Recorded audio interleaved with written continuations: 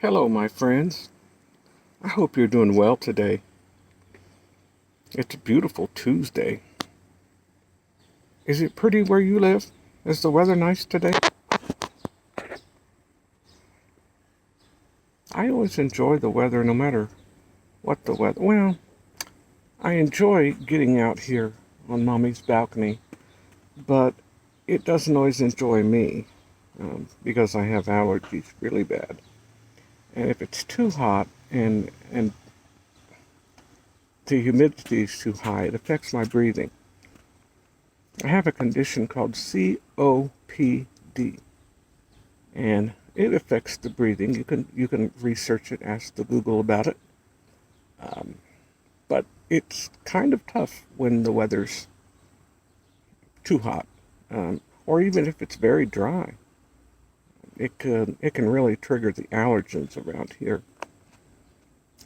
But some of you live in a desert climate where there's almost no humidity.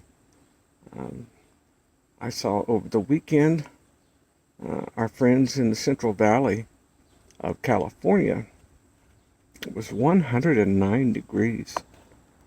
And I looked at a forecast that was supposed to be, I think Death Valley was supposed to be at 128 degrees.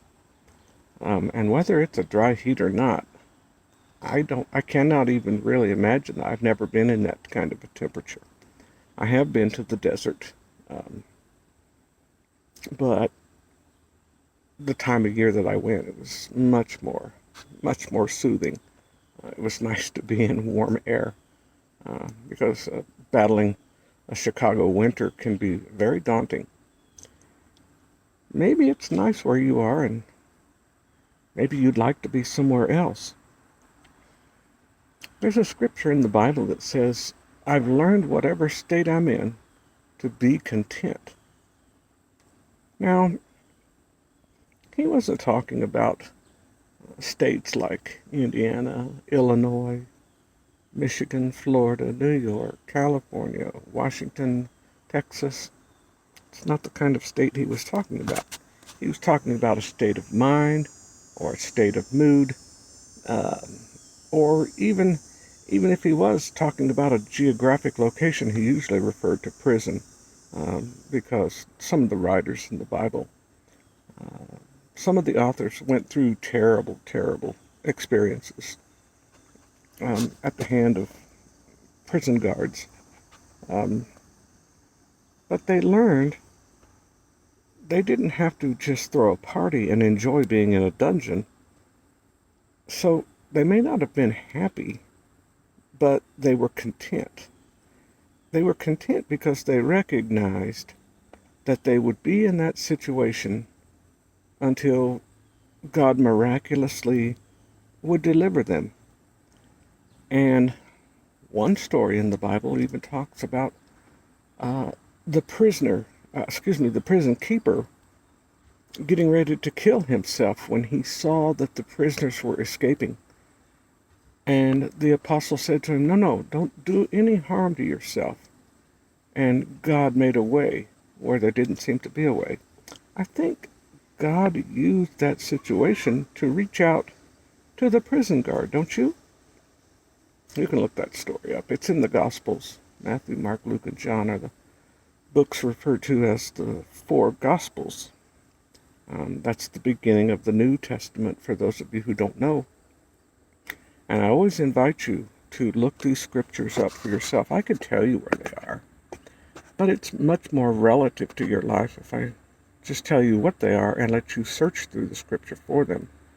Or you can ask the Google. Anytime you read a piece of scripture, read the whole chapter. I strongly recommend it because you can't get an accurate lay of the land just from one scripture. You need to read before and after. So read the whole scripture if you get a chance. And learn to accept whatever state you're in and be content. Don't grumble and complain. Don't whine. You might have a situation that deserves whining. However, That's not the way we're supposed to be. So I want to encourage you to accept your situation and be content until the change comes. And I think you'll live a much happier life. And like we said yesterday, make sure that you offer thanks in all things. Okay, my friends? Our time is up. It's very hard to keep this to 5 minutes, but I try to. It sometimes ends up being 6. So God bless you. God bless your families. Don't ever forget that you're not alone, and don't ever forget that I love you. I thank you for your prayers, and thank you for letting me be a part of your lives. And thank you so much for being a part of my life. Bye-bye for now.